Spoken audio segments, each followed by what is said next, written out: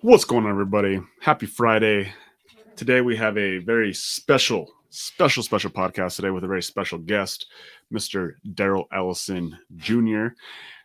He's going to share some cool things today, and I'm not going to spoil any of the surprises, but if you guys don't know who Daryll is, he's currently based in Maryland, but that is soon going to change, which he'll talk about the story about how he got a property. Spoiler alert, no money down, no credit, and he's going to explain how he got all that taken care of, and he's going to live in it, and so he's going to move somewhere. And so if you guys are curious where Mr. Daryll Ellison is moving to, he will share that story later on. But this podcast is really important because we're going to share the origin story of Daryll. And if you guys are in the Sub 2 community, you definitely know who Daryll is. He is everyone's favorite closer, definitely the premier closers inside the Sub 2 group. If you don't know what Sub 2 is, by golly, you need to be getting inside that Sub 2 group, especially if you're in the game of real estate. It is by far the best real estate community on planet Earth. There is not even a close second. So if you're interested in what Sub 2 is, please reach out to either me or even Daryll, and we'll give you the lowdown on what the Sub 2 group is. But without further ado, Daryll, you are known as one of the prominent closers inside the group. You do deals all over the country, which we're going to explain how you're able to do that. But before we do, tell us about how you got started in the game of real estate. What's your origin story, my friend? First, bro, I just want to thank you for having me on the podcast, bro. You already know how grateful I am for you. You're amazing, bro. I love you, dude. Appreciate that. Yeah. So my origin story is actually a little different. All right. So I got my first deal pretty fast. It kind of just fell in my lap. It was actually my mom's house. So That's awesome. Yeah, so my mom, she lives in Arizona. I'm actually out here right now. And she was a tired landlord who had a tenant who was actually on the run from the police. He didn't pay his rent for about a couple months and she couldn't afford it. She couldn't keep paying 2 mortgages. So I'm like, I'm not just going to let my mom just be out here to dry, right? So let me figure something out. So I got on YouTube University and just figured it out, right? I just drowned myself with YouTube videos. Max Maxwell, Brent Daniels, got the pace, Sean Terry, right? It was just flooding myself with information. Figured out how to wholesale. Did it completely wrong. I sold her house. I used a realtor. The realtor had a buyer, and they kept me off the HUD. Like it was crazy, but luckily it was my mom, and she broke me off a little something. But before then, as this is going, right, I'd actually had got into it with one of my old roommates, right? We were actually doing some real estate together. We were working on doing some real estate together. Got into it. I left, ended up moving in with one of my buddies. And I was staying on his couch. He didn't even have a couch. I was staying on an air mattress in his living room, right? It was supposed to be like a 2-month thing because I thought this deal, these wholesale deals, they all happen in two weeks, right? No problems ever. All right. So it was supposed to happen in 2 weeks. I was going to, get an apartment and I was going to be good. Long story short, I ended up staying there for 4 months. And that was one of the toughest times that I've had to go through, right? I was pretty much homeless, right? I'm sleeping on an air mattress, right? And these guys, they're great people, right? But their path was totally different from what I was trying to get into, right? So they were throwing parties every other weekend, right? And that's so tough for the path that I'm trying to get on, right? Because I can't afford to be, in that environment, right? So it could have been so easy for me to fall into that trap and just party with them and do everything else that they're doing, right? So I would actually go to my car in the parking lot while they're doing their partying and stuff, and I'll sit there and read and listen to audiobooks and stuff like that, and just continue to get better, right? And it was crazy. So living with them, I finally closed the first deal. It wasn't enough to get an apartment. I had to pay off my old landlord because I really just left in the middle of our stay, right? So I paid him off, and then I'm like, dang, I don't know what to do. I need to close some more deals, right? So every day I'm cold calling, cold calling, cold calling. I had a job at the time, but I didn't have no money. So I'm Yeah. cold calling, going to work, texting all day on batch leads. Cold calling and texting. I'd run to the bathroom whenever I got a lead, and I'd get them on the phone. Like I was straight hustling. I was this close to getting fired from my job because like I was on my second strike, right? Like I just kept on doing stuff like that. And I finally get like 2 more properties under contract after my third or fourth month staying with them. And ironically, because I'm sick right now, but I had got COVID, right? And the guys I'm staying with, they're like, yo, I'm sorry, but you gotta go. And I'm like, bro, like, and mind you, I live in Maryland, but I'm not from Maryland, right? So my mom lives in Arizona, my dad lives in Pennsylvania. So I have nowhere to go at this point, right? And I have a dog. Like I don't have a little tiny dog. I have a freaking 65-pound pit bull. And like so, like it's so hard to find a place to stay, right? So I have nowhere to go. I have nowhere for my dog to go. Luckily, I ended up finding a hotel that they were taking in COVID patients. Really? I'm like, this is crazy. Let me go. Like this is I'm gonna go there, convince my friends to hold my dog for like 2 weeks and just feed him, take him out. They were cool with that. But still, I have no place to go when we get out. Right, I have deals that are in escrow, but no telling when they're gonna close. Right, I'm in there literally the day before, Logan. The day before I leave the hotel, both of these deals close. Like it was crazy. Wow. And this whole time I'm looking for an apartment. I have a realtor looking for an apartment for me, and he found something for me.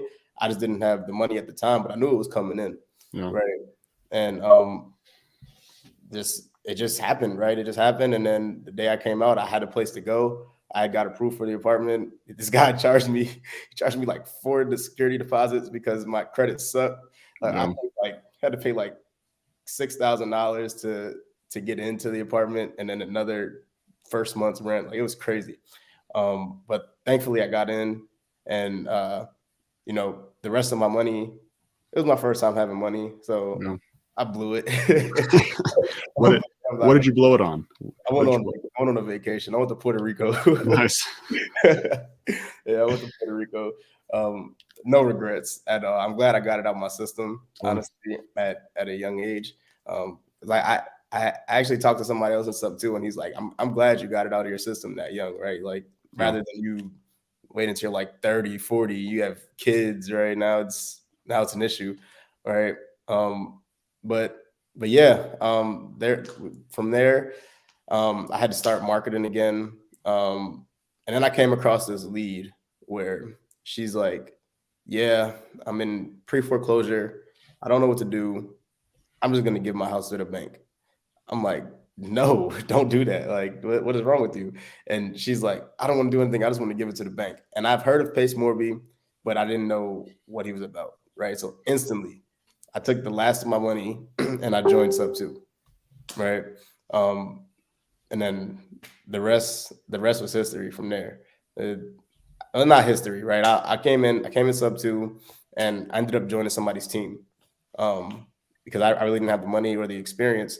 I called Marlon Johnson and I asked him like, what should I do, right? How do I become a closer? And he told me like, join somebody's team, join somebody who can provide you leads and show you the way. And that's exactly what I did. I joined somebody's team, worked for them for like 6 to 8 months, and then broke off on my own, and now we're here. That's amazing. So, Daryll, you went from literally homeless, right? Yeah. Homeless to cold calling, not even like calling warm sellers, but cold calling people on your breaks at your W-2 job. Yeah. Locking deals up, sleeping on couches, getting COVID. It was an air mattress and it had a hole in it. every morning I'd wake up, my back was touching the floor. It was crazy. For 4 months, right? Yeah. For 4 months. Yeah. And the final straw, maybe the best thing that ever happened to you was you did get kicked out. And then next thing you know it, it just happened that the 2 deals that you had locked up closed on the day. That gave you an opportunity to Yeah. spend $6,000 on a deposit to get into an apartment, Yeah. right?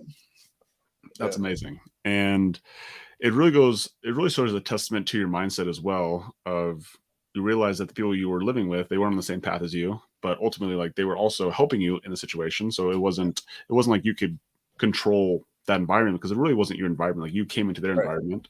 So you did something really magical. I think it's hopefully the people out there really caught this is like you changed your environment. Yeah. Right. Like you went out to a car, you listened to podcasts, you listened to books.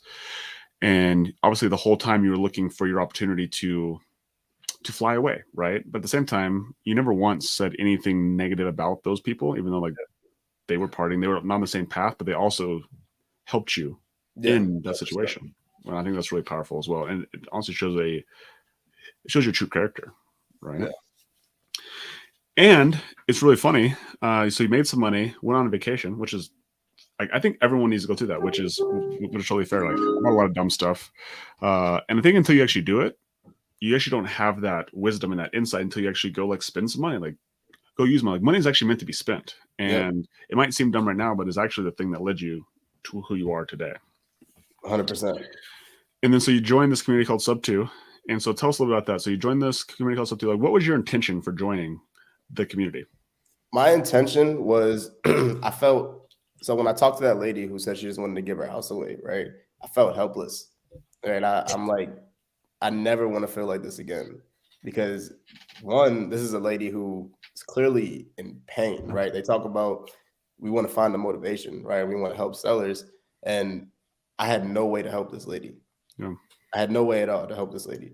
And I felt like this is insane. I should never feel like this, right? So I instantly seek help, and I just wanted to make sure that I will never be in that position again.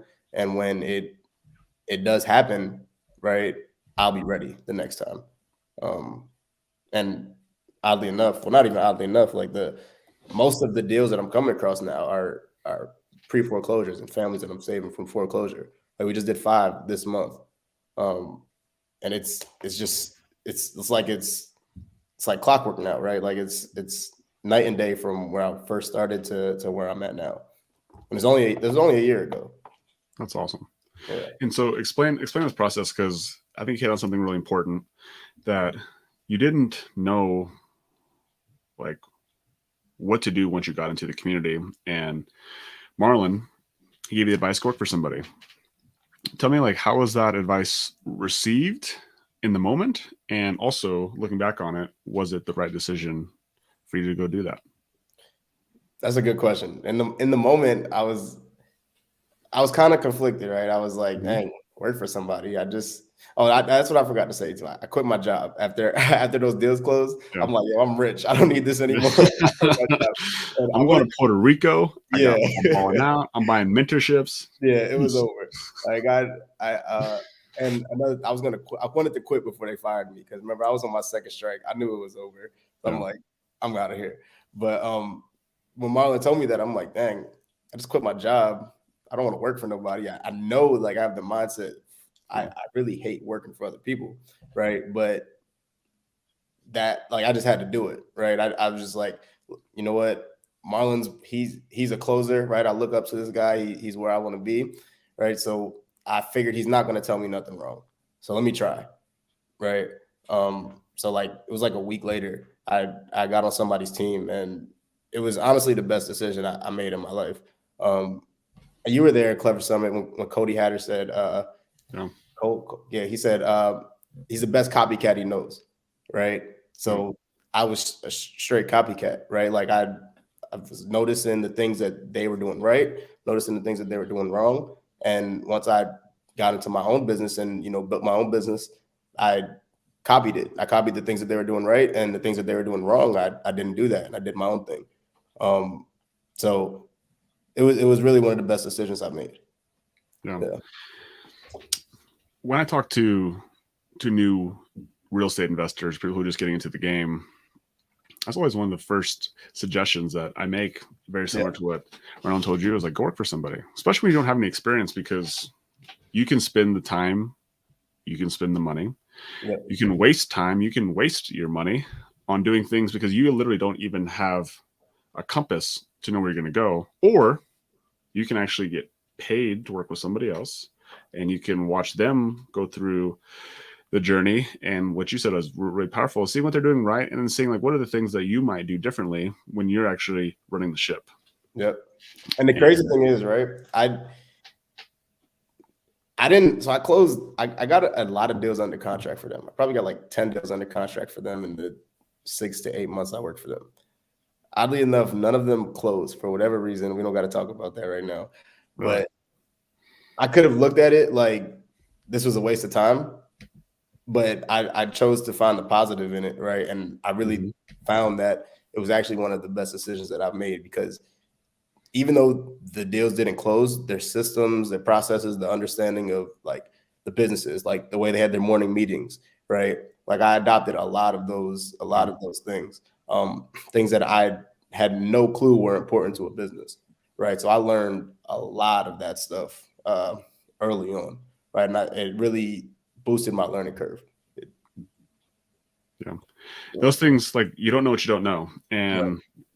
So going back with that, like there's always a couple ways that you can get access to people who know more than you do, right? Like essentially like it's mentorship that you're getting paid for.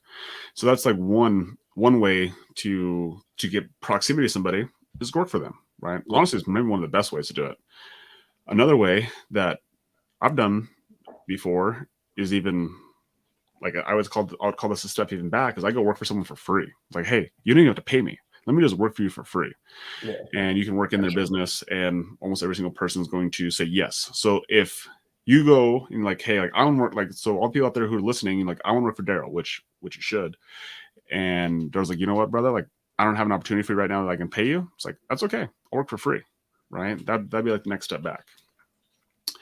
The other way you can do it is you could actually pay Daryl, right? So that'd be like he becomes the mentor, and that's what we do with Pace, and that's what we do with lots of other coaches in our lives that we pay for coaching as well. And so those are the three easiest ways to get access to somebody. Is first off, like you can just pay them, right? Like how we pay Pace. You can go work for somebody where they can pay you and you can get their information. You can also do it where you can work for free, right? Yeah.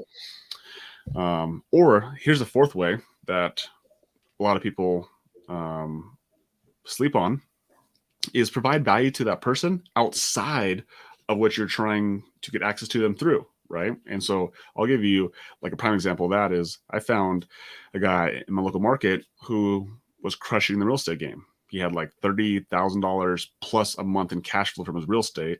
And this was like 2015. I was like, dude, I want to be in this guy's presence. I need to be in his airspace. I want to be in his proximity. But I didn't have money to pay him. He didn't need me as an employee.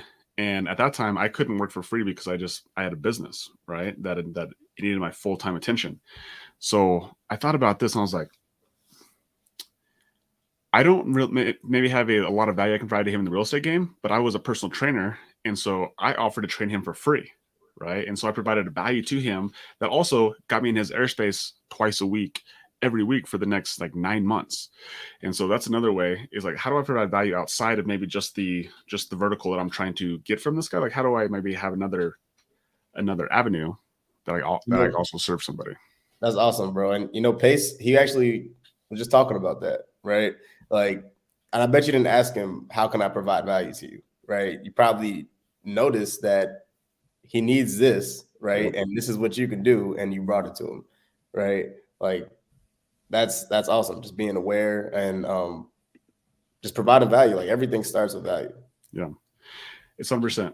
And so, Daryl, as we go back into you giving so much value to this community, and now you're like inside the community, you're obviously one of the most likable, lovable. Because look at you, like you're just an amazing human being, right? So you spent the first 6-8 months working for yourself, or excuse me, working for somebody else, and then you want to work for yourself. Like, tell me that transition of what it was actually like to go from working for somebody else to all of a sudden now you being the boss and you having control over the wheel of the ship. Yeah, so it was definitely different, right? So the people I was working for, they were doing PPC, right? So it's obviously you spend a lot of money for PPC, and I remember I didn't close a deal with them. So I was broke, right? So I'm like, how do I provide value? Right. And over the time I became a good closer. So I just thought, I've seen all this stuff talking about Lonzo method, this Lonzo method, that, right? So I'm like, okay, that's where I should start. Right. So I start posting my call recordings in Facebook groups to start just being very loud about what I could do, and just started locking deals up for people. Right. It wasn't really a business at that point. It was really me just locking up deals for people, closing deals for people, and getting it done. And then it got too much for me to handle. Right. I had way too much for me to handle. And then I'm like, okay, I need an integrator. Right. So I brought an integrator on, and he's like, bro, you need like 5 of you, right? Because we have so many leads, right? Like so many people sending me leads, and then he's coming in with his leads because he has leads. He just didn't have like a closer, right? Mhm. So he's generating leads, and he has cold callers and stuff like that. So he's like, yo, you need to duplicate yourself. I'm like, okay, well, let's do it, right? So I started bringing sub 2 students on and started training them, and the transition was honestly, it was really fast, right? But it really helped me. Like I was one to be really, I really didn't want to delegate, right? Because I'm like, no, this is my baby. Like I don't want nobody to mess this up. Yeah. But I've learned that delegating is the best thing that I could do, right? Um, so that's what that was, like, just learning how to delegate and learning how to work on the business rather than in the business. It really Yeah. freed my time up, and now I can do things that matter more, and that are more important than following up 100 times a day, right? Like I talked to Sam, and Sam actually yelled at me. He's like, bro, how many calls do you make a day? I'm like, not a lot, like 50, 60. He's like, are you serious? He's like, that's way too much. He's like, there's way too many calls. And I'm like, really? Like, it doesn't seem like a lot. He's like, no, that's a lot. He's like, you need to bring people onto your team. You should be making like 5 calls a day to sellers. And I'm like, Yeah.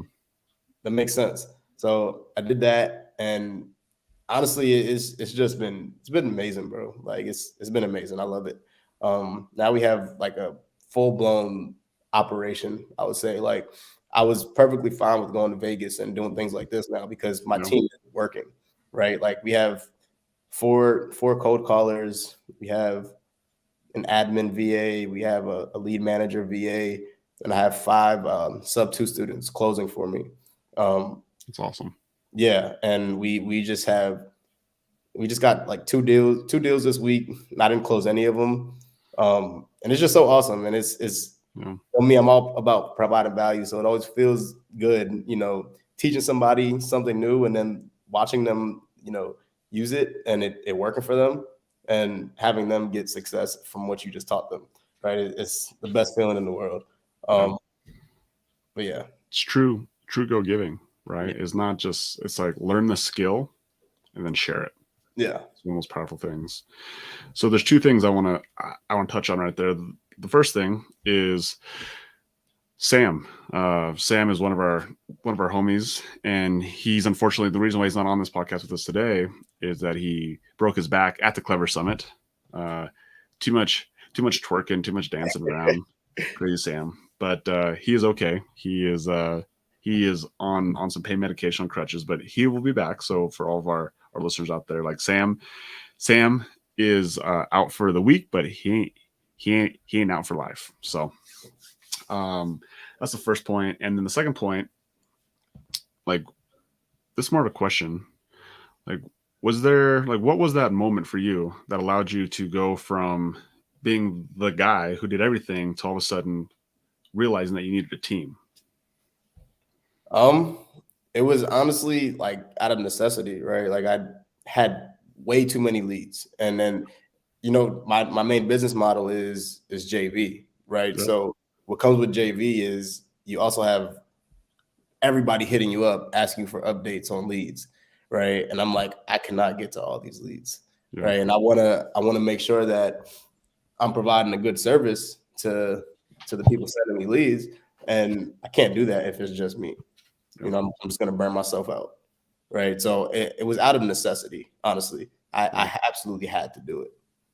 What Right.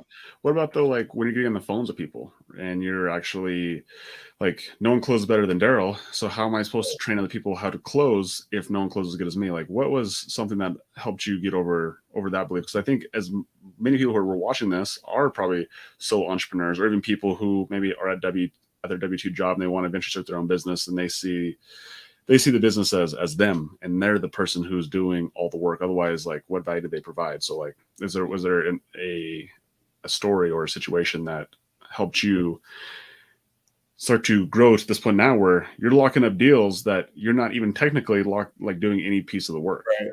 I wouldn't say it was an actual like story or time. I just had to remind myself, right? When you're dealing with a truly motivated seller, right? We're talking about truly motivated, not somebody who just says, yeah, I'll sell if the price is right, or, I'm thinking about selling, right? This person is absolutely needs to sell. You're never going to say the wrong thing to the right person. Yeah, it's fire. Right. You never, right? So if this person is motivated, you're going to say the right thing. And I had to like, I had to realize like, even if somebody messes up, you say the completely wrong thing.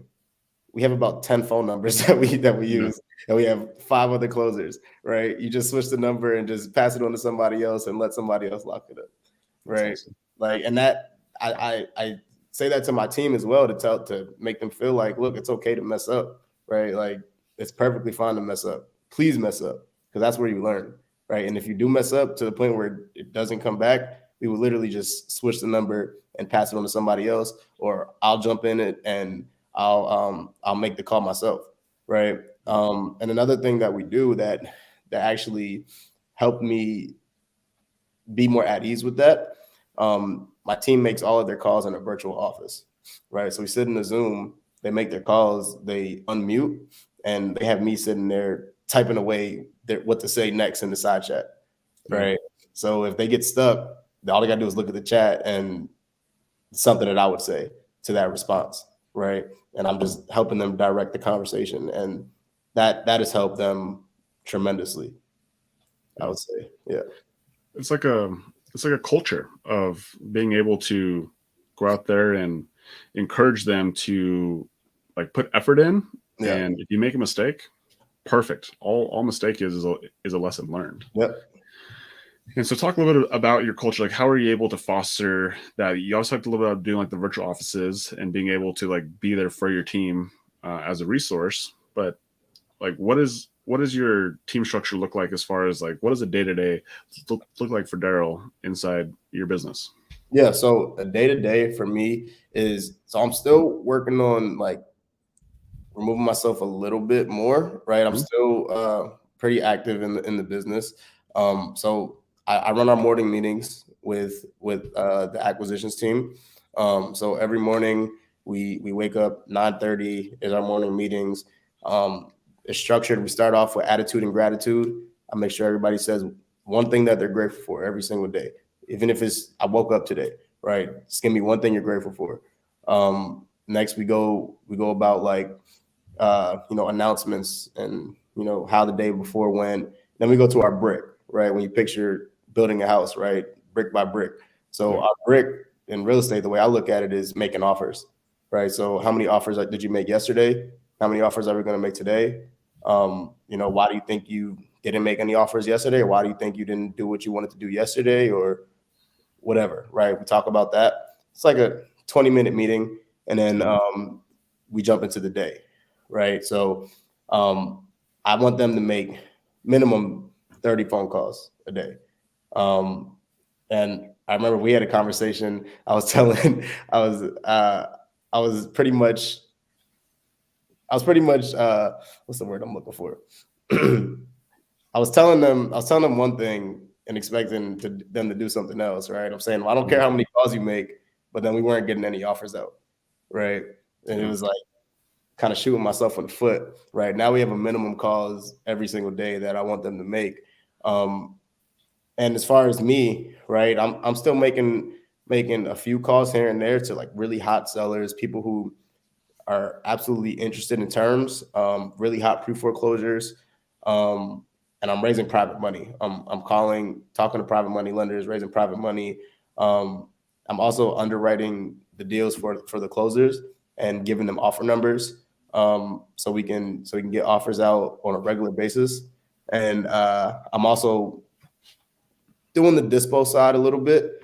So we outsource a lot of our dispo, but I'm still in the process of building our dispo team out. Nice. Right now, I like this first quarter, I was really focused on building out an acquisitions team and getting it really systemized and automated. And I feel like we did that. I feel like that's what I did, and that I accomplished that goal. Because like I said, I don't need to be there, and we can still get it done, right? I still comp and underwrite deals just because I want to make sure we're getting the best offers out there. But if I didn't want to, I really don't have to. So that's like my day-to-day is raising private money, talking to buyers, building JV partners who have like awesome buyers lists, and just working with them on that. But I need to start, like I said, building out my dispo side, so I can make it like a one-stop shop. I think there's a couple things in there that you said that were really, really good that I hope that people actually took. And the first one was like knowing your numbers and implementing critical drivers, implementing KPIs. That's how you're able to run a business that works without you, is because you run a business based on numbers. And so you can literally just like, oh, we didn't get any deals this week. And then you can go back and look, well, how many phone calls were made? How many offers were made? Well, of course we didn't have any deals because we didn't make a freaking offer because we only had 10 phone calls that were made on Tuesday, Wednesday, and Thursday. It's like, what happened, right?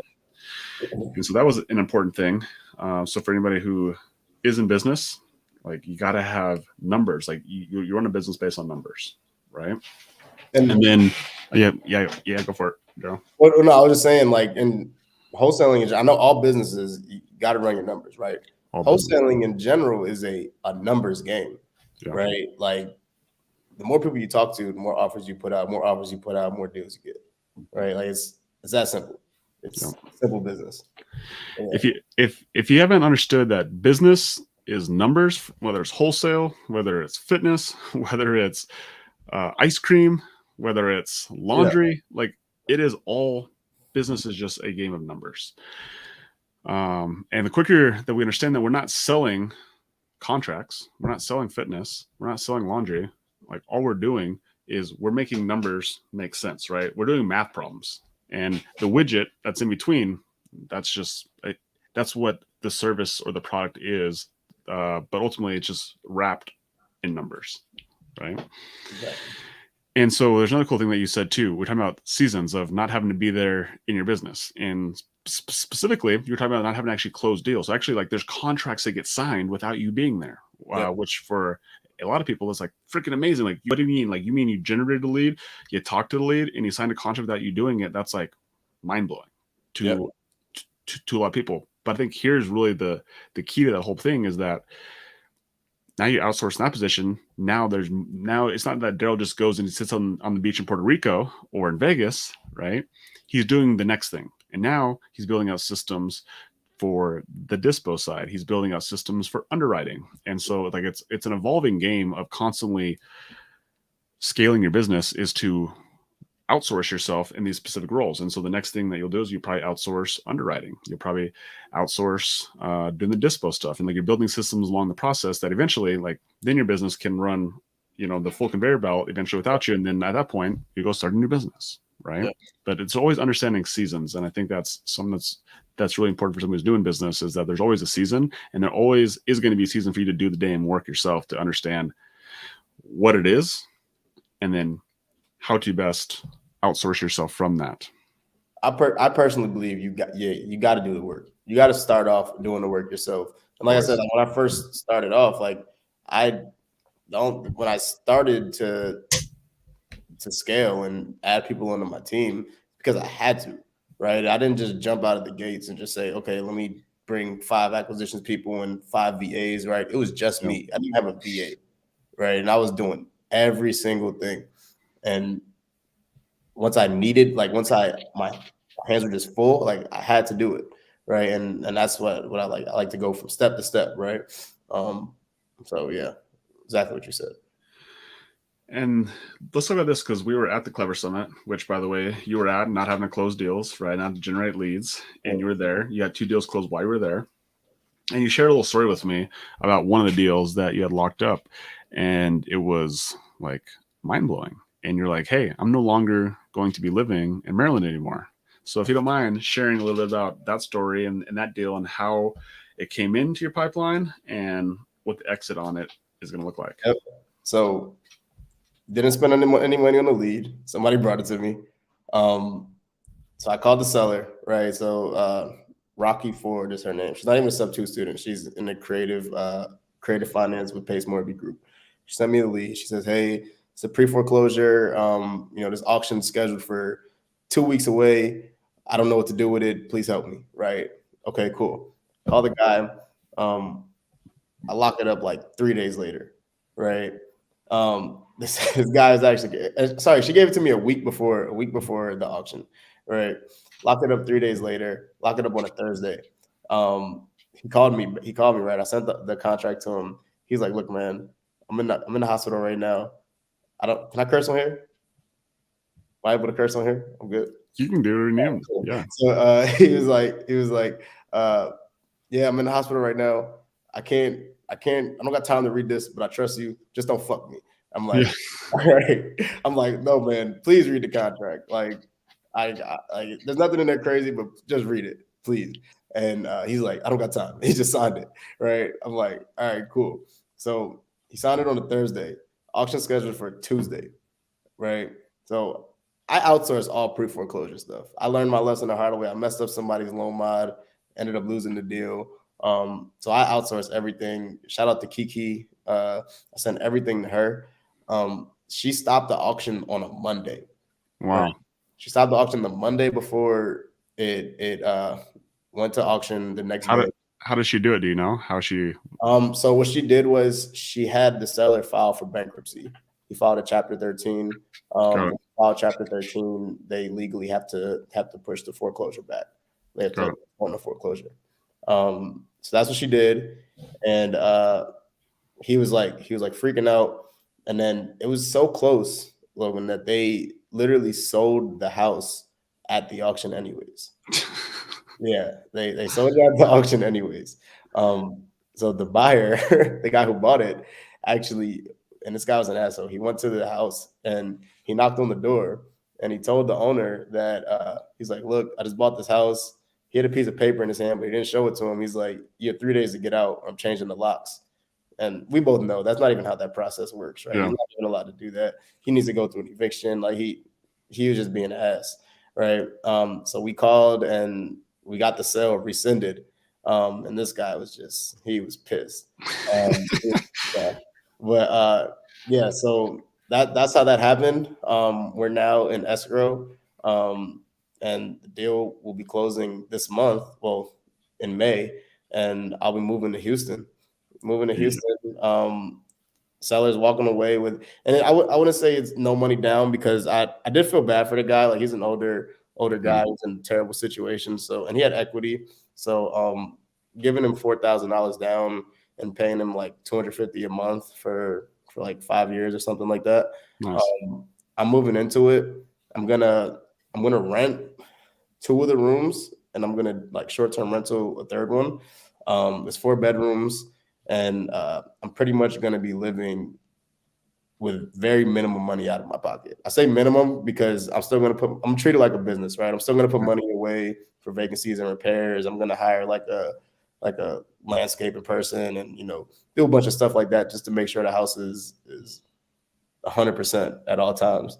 But yeah, it's awesome. I'm so excited, man. You're gonna hire a landscaper. Are you live like in like this like bougie neighborhood or what? Is this like super bougie? It's A-class neighborhood. It's A-class neighborhood. Like they have so many restrictions like in the HOA. It's crazy. That's why I would have made it an Airbnb and just stayed in Maryland. But I was looking at it and they didn't have any Airbnb. Like they can't do an Airbnb any short-term rentals unless you're living there.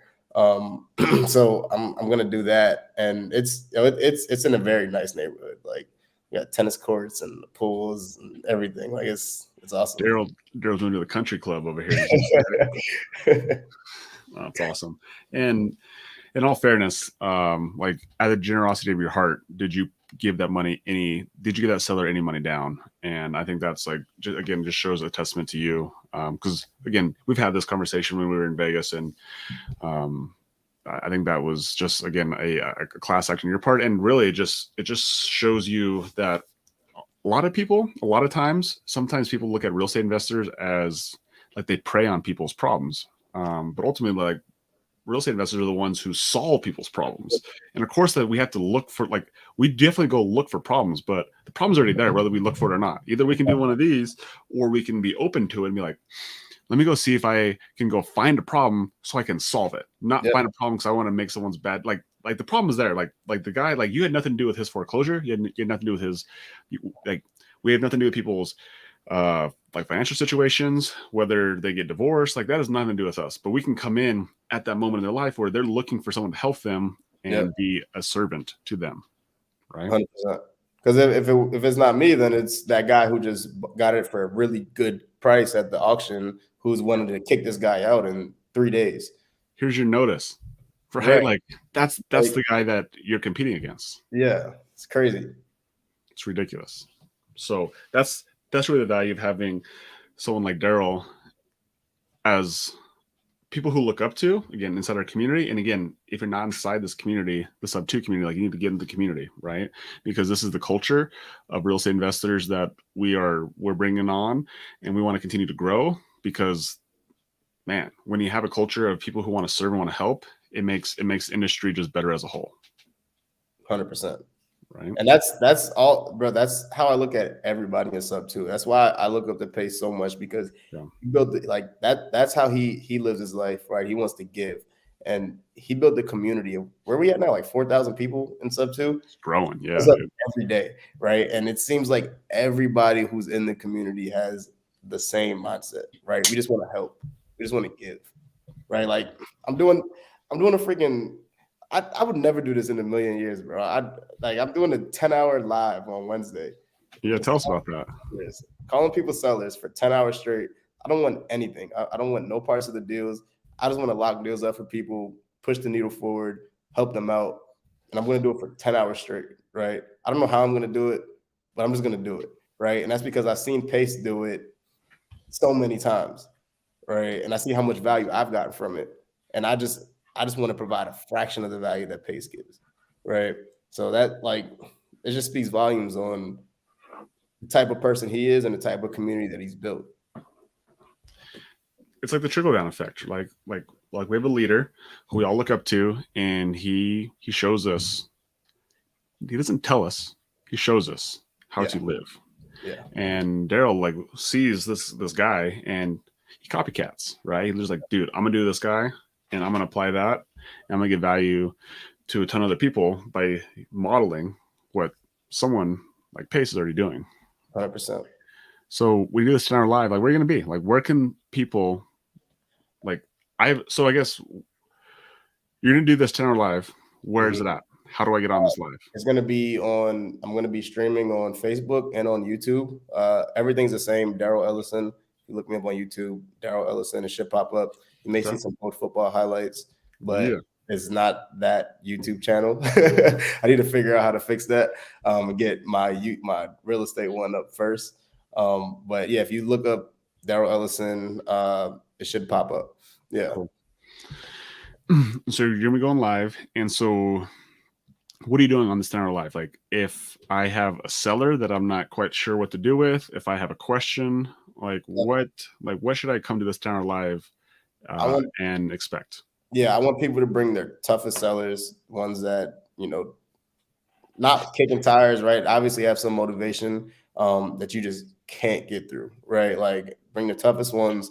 I'm going to be calling them. You're going to see me locking up deals. You're going to see me disqualify people, right? I'm going to answer questions. I'm going to be answering questions in the chat. That's pretty much that. So come with questions, come with sellers, and just keep me alive in the chat. Like, keep me alive in the chat. Come with questions so I can stay focused and stay on top of my game. So Daryl, as we start to transition here to the end of the podcast. You talked about your origin story, how you got into the game of real estate. All started with, ironically enough, the house that you're sitting right now with your mom, how you helped her, or in Arizona anyway, not the house you're sitting in, but like how you helped your mom in Arizona sell her first house on a wholesale contract through a realtor, right? All the way to now, how you're locking up deals on a 10-hour live for the people, and you're giving so much value to the community, giving so much back to the subject community, but also just the real estate community in general. What are your goals for 2022? What's on the horizon for you? Yeah, so my main number one goal that I look at every single day is, and I'm actually a little behind on it right now. I will buy 22 Airbnbs this year.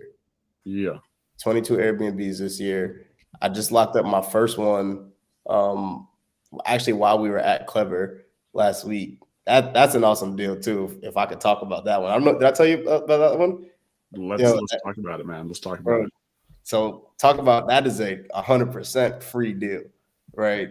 This is a cash out refinance. So the seller has a hard money loan on the property for like $90,000, and he was willing to sell sub 2. He didn't want any money down or nothing. Like, he's a doctor. He has money. He doesn't need the money. He just needed to get the property out of his name because he's getting a divorce. And his ex-wife's new husband was tired of managing his property. Fair. Right, fair enough. So I'm like, all right, cool, I got you. And so he's open to terms, right? But I'm like, look, man, like, I'm not taking over a hard money loan. I don't even think they'll let me do that, right? So what you can do is, I have a lender. She's awesome. She'll give you a cash out refinance. She'll give you like 70% of what your house is worth. And then I'll just take over that new loan subject to, right? And he's like, awesome. Like, I'm down 100%. Like, he's so excited. I think he's more excited to do this than I am. Right? And so he's going to get the loan. I'm going to take it over subject to, take over his payments, make the payments every month on his behalf. And I'm going to turn that into an Airbnb. It's 20 minutes from the Atlanta airport. Like, it's in a great location. Super excited. And this guy, he told me, he's like he calls me D, right? Because we built such good rapport. Like, this guy loves me.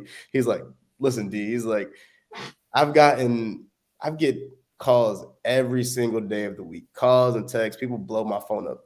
And he's like, I really want to sell. Like, I have to sell, but nobody's coming up to my price, right? They're coming to me at $100 to like $90 to $100,000, and I just laugh at him, right? And I hang up. He's like, you were the only person who was creative enough that told me that you can come up to my price.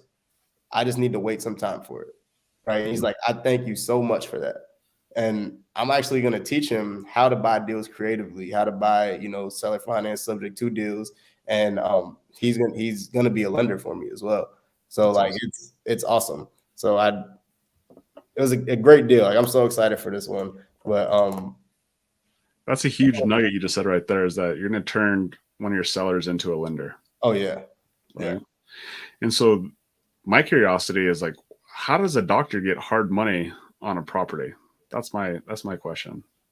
That's a great question. And he had hard money for a while. Like, he's had hard money for over a year now on that property.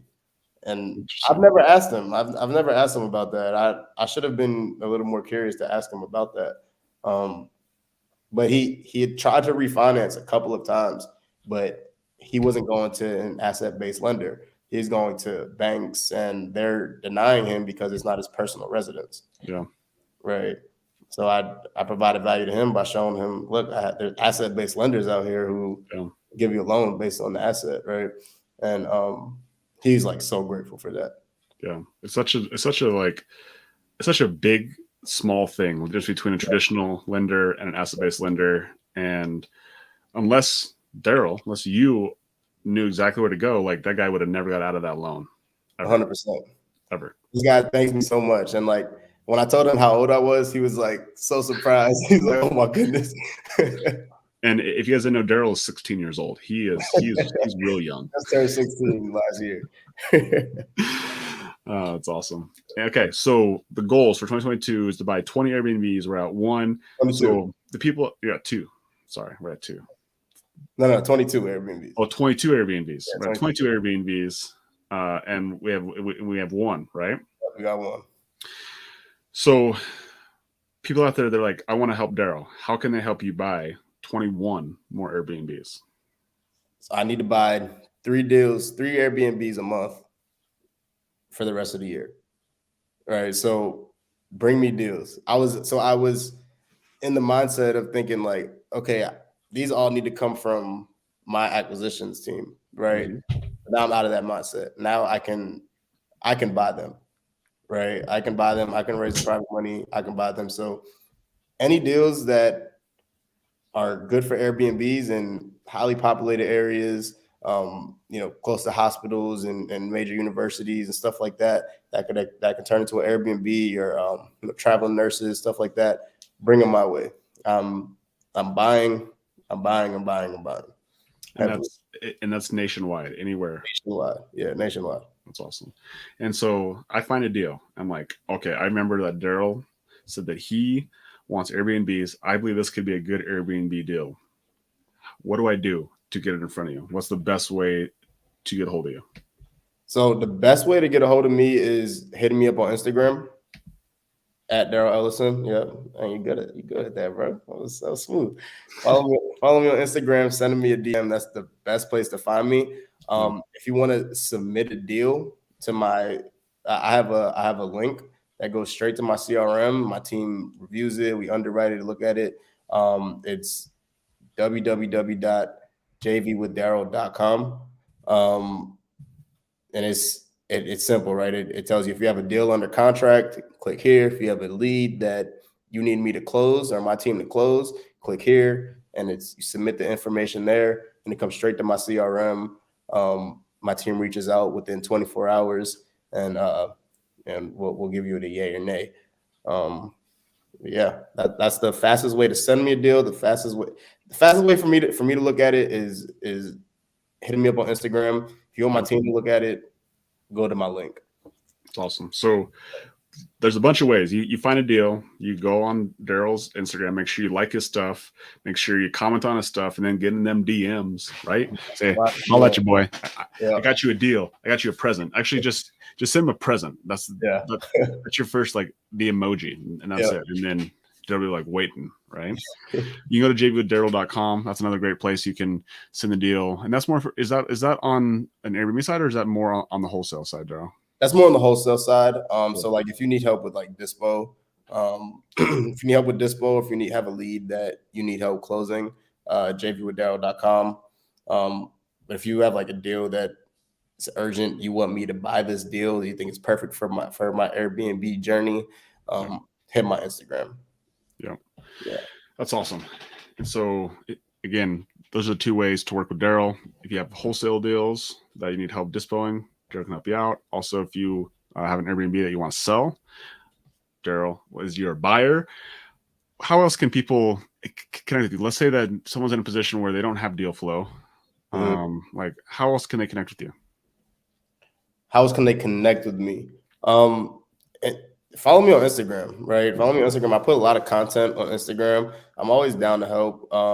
We also have our own podcast that we need you on, Logan. We need to get you on my podcast. Yeah. It's called Wholesale Hard Knocks every Saturday at 10 a.m. We're on there just pointing new real estate investors in the right direction, right? So giving them stories on the good, the bad, and the ugly, right? So yeah, Wholesale Hard Knocks every Saturday, 10 a.m. I would love to see people there. That's a great way to connect with me for sure. Yeah. Daryl gives away Saturdays, and his co-host, Matt Gomez, is on there as well. And like they do, like they're amazing. Yeah. Again, value providers. And again, you've heard it throughout. It's been a consistent message inside this podcast is that Daryl just gives value, man. That's why he is where he is, because he's a constant value provider, always looking to help, always looking to collaborate. And that's why he will win, because winning is just a simple mathematical formula of give more, win. Yep. That's math. right? That's math. Yeah. So Daryl, any final words that you want to share with the audience today, that you feel like I didn't ask a question that you really wanted to get to today? Bro, this is top 2 interviews I've ever been on, and it's not 2. Right? You're amazing, bro. I appreciate you so much. That's all I have to say, bro. Like Yeah. you're awesome. I appreciate you so much for having me, brother. 100%. And we got to connect last week at the Clever Summit in person for the first time. And Daryl is, I mean, he's handsome on this little box right here in the camera, but he's way more handsome in person. Like truly just beautiful, beautiful eyes, beautiful human being as well. And just super grateful for you coming on here again, sharing your wisdom, your story on this podcast, but also doing the grind. It's not even the grind, right? It's just doing what excites you every single day of like providing value to your team, doing your podcast, doing your social media. You really are a true go-giver. So anyway, go out there and follow Daryl on Instagram. If you're inside the sub 2 group, get him inside that group as well before it becomes way too popular for all of us, right? Never. But until then, Daryl, I appreciate you, my friend. I appreciate you, brother. All right, guys. All right, Bye. later.